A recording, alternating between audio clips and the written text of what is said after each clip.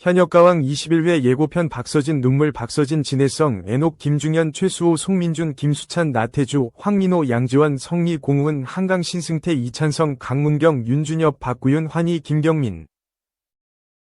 현역가왕 2 강문경이 박서진과의 준결승 1라운드에서 승리했다. 4일 오후에 방송된 MBN 예능 프로그램 현역가왕 2에서는 준결승 1라운드 1대1 장르 대처 무대가 공개됐다. 준결승은 1라운드와 2라운드, 대국민 응원 투표 점수를 반영해 결승 진출자를 선정한다. 준결승 1라운드는 1대1 장르 대첩으로 같은 장르를 고른 두 사람이 맞붙는다. 이날 정통 트로트 장르에서 박서진과 강문경의 맞대결이 성사대 기대감을 높였다. 박서진이 이미자, 모정, 강문경이 나훈아의 막모를 선곡하며 두 사람은 어머니를 주제로 한 가슴 절절한 무대로 감동을 안겼다. 두 사람의 무대가 끝난 뒤 설운도, 이재혜 등 많은 이들이 눈물을 흘리는 모습으로 눈길을 끌었다. 두 사람의 대결 결과 강문경이 296점을 획득하며 104점의 박서진을 꺾고 승리를 거뒀다. 특히 연예인 판정단에서는 윤명선을 제외하고 모두가 강문경을 선택해 시선을 모았다. 한편 MBN 현역가왕 2는 2025년 한일 가왕전에 나갈 대한민국 대표 현역 가수를 뽑는 서바이벌 음악 예능 프로그램이다. 2. 박서진 강문경 5열 오른쪽 화살표 김준수, 송가인까지 소환, 결승 진출을 위한 혈투, 현역가왕 2. 현역가왕 2 박서진과 강문경이 가슴 절절한 무대로 5열 사태를 선사, 천하의 설운도까지 눈물을 뚝뚝 흘리게 만든다. 4일 방송되는 MBN 현역가왕 20회에서는 결승전 티켓 10장을 두고 14명 현역들이 치열한 싸움을 벌이는 준결승전이 시작된다. 총 2라운드 결과와 대국민 응원 투표 결과를 합산해 상위 9명만 결승전에 직행. 나머지 5명은 방출 후보가 된다.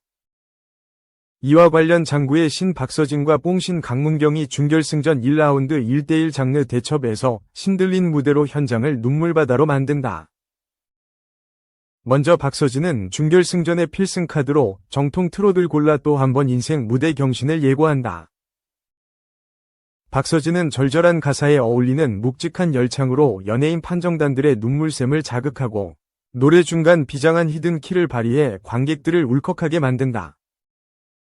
본선 3차전에서 패자부활전을 통해 생존하게 된 뽕신 강문경은 한복 차림으로 등장. 연예인 판정단들로부터 진짜 접신하나? 라는 반응을 얻으며 현장을 들썩인다.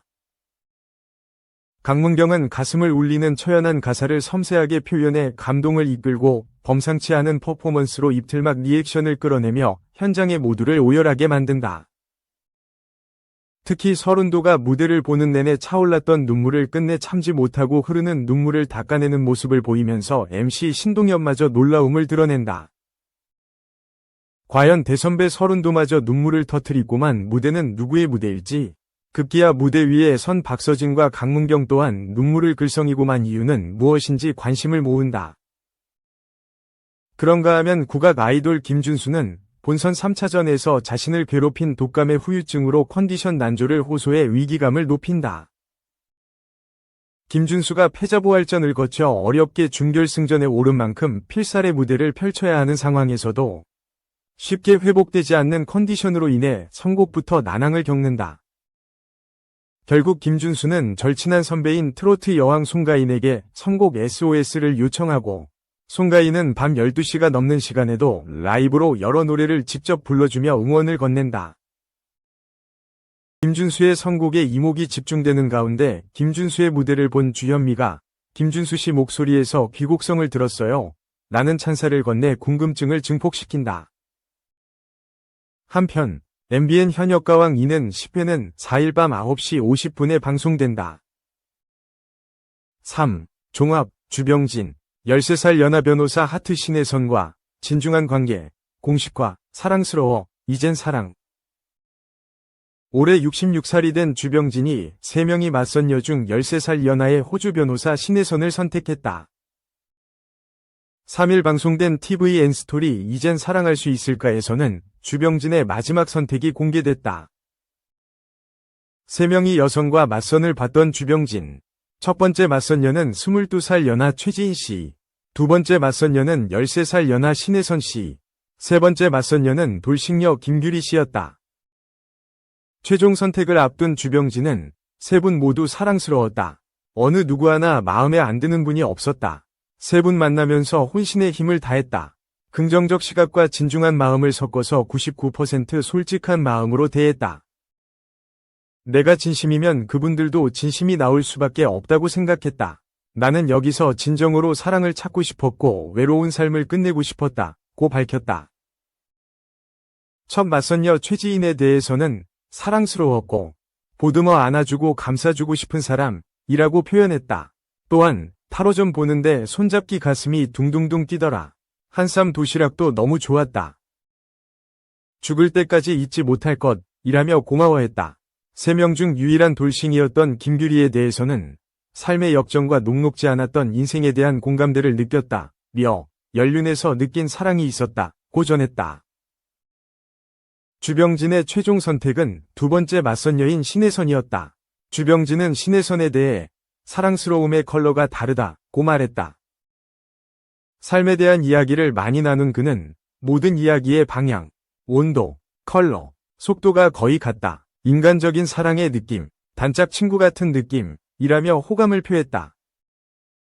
주병진은 인터뷰를 통해 진심으로 사랑을 찾고 싶었고 외로운 삶을 끝내고 싶었다며 내가 선택한 그분과 결혼한다고 생각하실 것 같은데 나이가 있는 사랑은 호락호락 시작되지 않는다고 털어놨다. 이어 하지만 방송용이라고 생각하지 말아달라. 진정한 친구로서 시작해서 이성 친구로 발전해 사랑으로 거듭나길 희망한다고 전했다. 주병진과 만나게 된 신혜선은 기대는 반반했다. 대화가 잘 통했고 기대하는 마음이 있었다고 설레는 마음을 표현했다. 주병진은 신혜선 씨가 첫 만남부터 통하는 부분이 많았고 현명하다는 생각이 들었다고 말했다. 두 사람은 첫 자동차 데이트에 나섰다. 신혜선은 주병진을 주형이라는 애칭으로 부르며 반겼다. 신혜선은 자신의 동네까지 와준 주병진에게 고마움을 표하기도 했다. 이에 주병진은 외국이라도 쫓아가서 만날 것이라며 적극적인 모습을 드러냈다. 주병진은 신혜선의 첫인상에 대해 기시감, 데자비를 느꼈다. 마음이 편했다. 처음 봤는데 어디선가 본 것 같은 편안함이 있었다. 원래 심리가 탐색전을 벌이지 않나. 탐색이 이미 끝난 감정이었다. 신기했다 라고 말했다. 이어 첫 번째보다 훨씬 더 친근해지고 가까워졌다는 걸 지속적으로 느꼈다 라고 호감을 드러냈다. 주병진이 선보는 것이지 않나. 가식적이거나 미리 짜인 게 아니다. 여러 질문이 나오다 보니 면접 보는 것 같다는 얘기가 나오는 거다 라고 하자 신혜선은 저 좀 면접 봐달라. 그게 어떠냐? 며 웃었다. 주병진은 회사 들어가려면 면접 봐야 하고 사랑이 시작되려면 선을 봐야 한다고 말했다. 신혜선은 질문을 해주는 게 나쁘지 않았나. 나에 대해 궁금해서 물어봐주는구나 했다. 기꺼이 대답하는 게 좋았다. 며 웃었다.